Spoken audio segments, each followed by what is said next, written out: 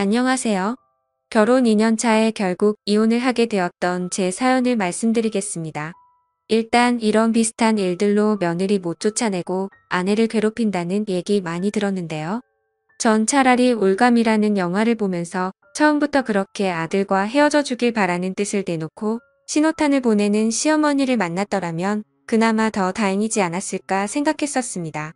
어느 한쪽이 아니라 거부를 해도 그런 비정상적인 관계는 손뼉도 마주쳐야 소리가 난다는 말이 딱인 걸 다 하니까 말이죠. 애초부터 그런 관계를 알았더라면 제가 겪은 2년이라는 결혼 생활은 이틀도 안 갔을 겁니다. 저의 경우는 시어머니가 아들은 언제나 자기 차지이고 집에서는 둘이 연애하며 살듯이 지내면서 제3자가 보기에는 나라는 평범한 아내가 아들 옆에 있는 정상적인 모습으로 보여지길 바라는 경우였습니다. 하여 시어머니가 대놓고 괴롭히진 않고 어디에선 놓았다 저기에선 조였다 헷갈리고 은근히 숨통을 조이게 하는 방식으로 어딘가 숨어서 조종하며 괴롭히는 듯한 그런 느낌을 2년간 받았습니다. 전 남편과 저는 의약제품 회사에서 사내 연애 커플로 2년을 만나며 결혼했습니다. 전 남편이 외동아들로 홀어머니 모시고 산다는 것은 이미 알고 있었고요. 그의 친누나가 있었는데 결혼해서 분가하며 산다고 했고 연애할 때부터 은근히 누나 얘기를 꺼내면 안색이 안 좋아지거나 말을 돌리고 무조건 따로 산다고 모르는 식의 자세를 보였습니다. 오늘 관계가 별로 좋진 않구나 대수롭지 않게 생각했었고요. 저는 친남동생 한 명과 부모님 두 분 다 계셨고 서로 아무 문제 없고 양쪽 집안에서도 연애하며 몇 차례 식사 자리도 갖고 결혼하는 것을 당연한 것으로 여겼기 때문에 별 탈 없이 결혼을 할 수 있었습니다. 상견례 자리에서 못 본 전 남편의 친누나가 결혼식에서도 보이질 않았다는 것 빼면 그 어떠한 의심도 안 들 행복한 결혼이었습니다.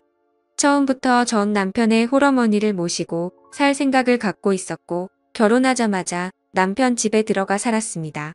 들어간 지 일주일 정도 됐을 때인가 시어머니가 기특하다며 낯선 환경에 적응도 잘하고 함께 이렇게 행복하게 살았으면 좋겠다고 말씀하시길래 어머님도 이대로 쭉 건강하셔서 오래오래 저희 효도 많이 받고 사세요. 이렇게 말씀드렸더니 갑자기 정색하시면서 이러시는 겁니다.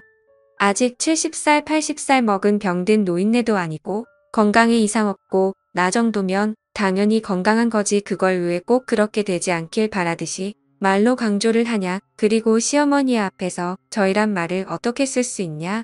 저희라는 말을 쓸 수 있는 더 깊은 관계는 당연히 나이지 않겠냐. 그리고 효도란 말하지 마라 듣기 하나도 안 좋다. 나도 지금 한참 활동할 수 있는 나이의 아들과 함께 여기저기 다니며 나도 아들에게 무언가를 해줄 수 있는 능력이 되는데 너가 뭐 얼마나 잘나고 능력 있다고 나한테 효도란 말을 짓걸리냐 이렇게 말씀하시는 겁니다. 눈 하나 깜빡이지 않고 얼굴을 들이대시며 속사포 같은 말을 하니까 저는 그냥 벙찐 채로 듣고만 있다가 울먹이는 목소리로 죄송하다고 하고 깜짝 놀라 방 안으로 들어갔던 기억이 납니다. 그 후로 결혼 생활이 하루 이틀 지속되면서 저는 그 집안의 병풍 같다는 느낌을 뼈저리게 받아야 했습니다. 그 집에서는 신문을 2가지를 시켜봤는데 셋이 모여있을 때 밥 먹을 건 다 먹고 딱히 할 일은 없고 할 때 제가 과일을 깎아 내려놓고 시어머니와 전남편이 각각 신문을 보고 있으면 저는 전남편 옆에 앉아 전남편이 보고 있는 신문을 몸을 좀 가까이 대며 함께 보았습니다. 그럼 시어머니께서 곧바로 우리가 보고 있는 신문을 탁 치시면서 신문을 2개만 시키니까 새아기가 좀 그렇겠다. 아들 이쪽으로 오고 새아기는 너가 보던 신문 보라고 해 라고 하면 남편은 절 보지도 않고 신문을 저에게 건네주고 시어머니와 1인용 소파에 들이끼고 앉아 함께 신문을 봅니다. 그러다가 시어머니가 다리를 꼬아 위쪽에 들린 맨다리를 반바지를 입은 남편 존바리에 비비며 안겨있는 식으로 신문을 보는 것입니다. 그렇게 되면 거의 시어머니가 전 남편에게 폭 앉혀있는 자세가 되고 남편의 팔은 자연스레 시어머니를 감싸며 신문을 드는 식으로 그렇게 보더라고요. 아들한테 과한 애교 부리는 시어머니의 모습 보신 분들 있으시면 막말로 얼마나 역겨운지 아실 겁니다. 남편의 키가 179 정도였고 시어머니는 저보다 좀 작으셨으니 158 내지 159 정도 됐을 겁니다. 저녁을 차리고 있을 때 남편은 부엌에 맞은편에 있는 베란다에서 담배를 태우고 있었습니다. 그때 시어머니께서 몰래 까치발로 전 남편 뒤로 갔더니 왁 하고 깜짝 놀래키는 겁니다. 그럼 남편은 시어머니 장난을 받아주듯 장난식으로 괴롭히려는 자세를 취하고 시어머니는 굉장히 바라고 있다는 듯이 아들도 엄마 가슴 만지기만 해봐 이러면서 귀여운 척을 해대고요.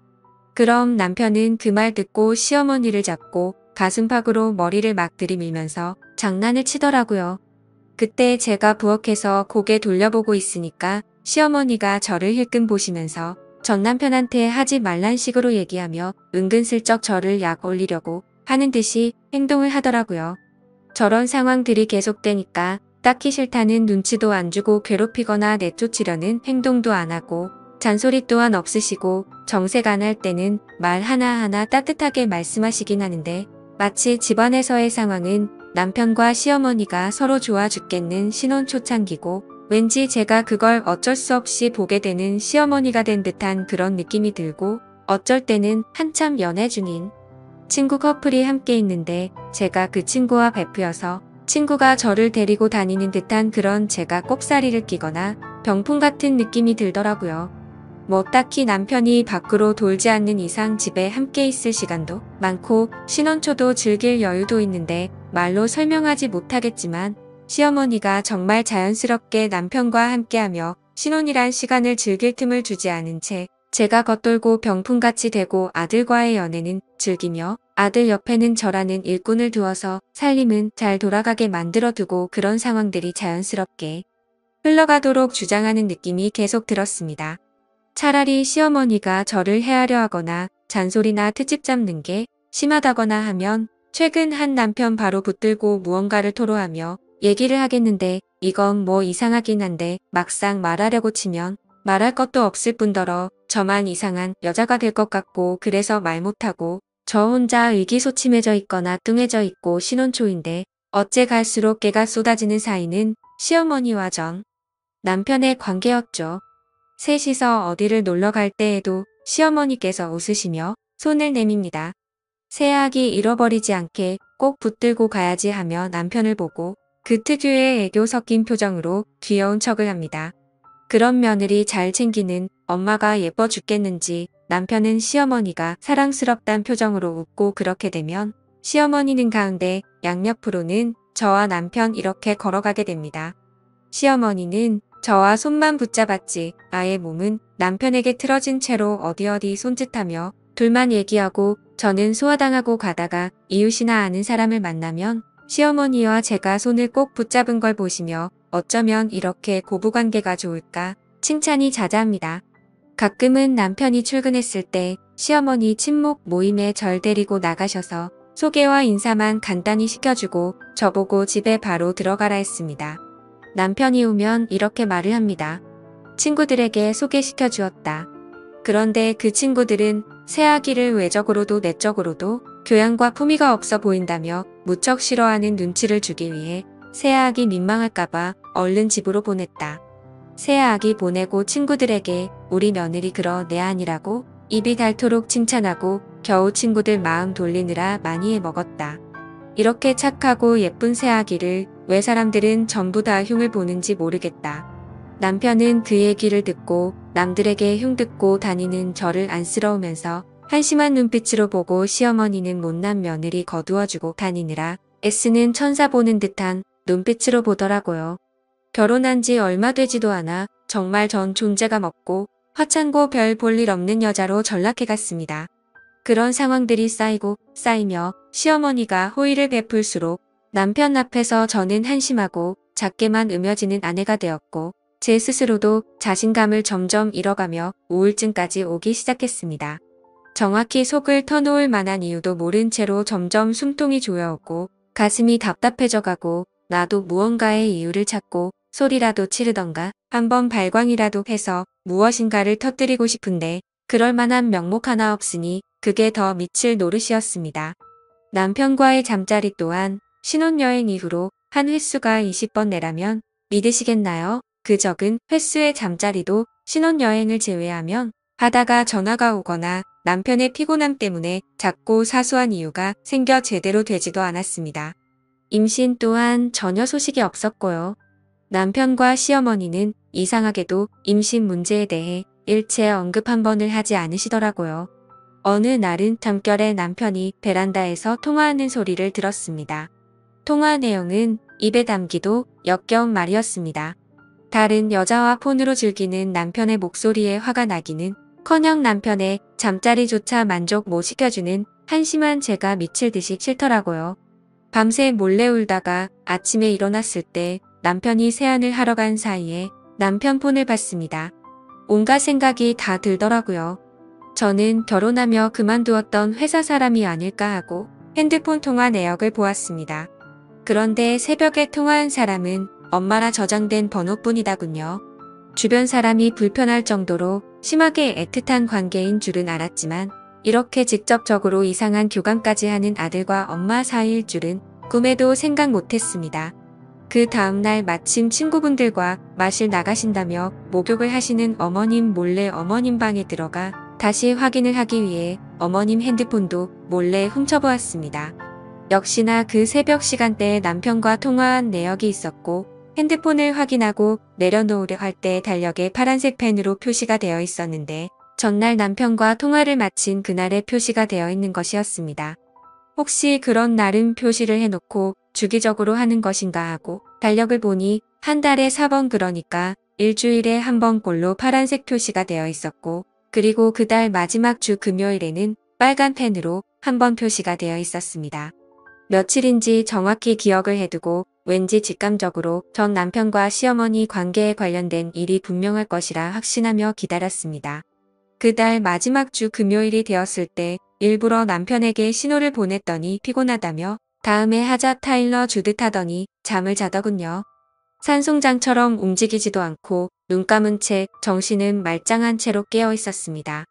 예상대로 대화가 끊긴 지 한참 만에 남편은 살며시 이부자리에서 나가더니 방문 닫는 소리도 안 나게끔 미리 방문고리를 돌려놓고 닫는 치밀함까지 보였습니다.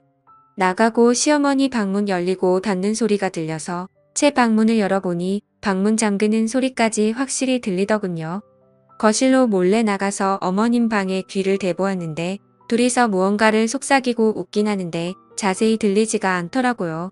그런데 둘의 목소리가 자꾸 어디론가 새어나오는 느낌이 들어 둘러보니 다행히 그날이 여름인지라 베란다 쪽으로 연결된 창문은 열어놓은 모양이었습니다.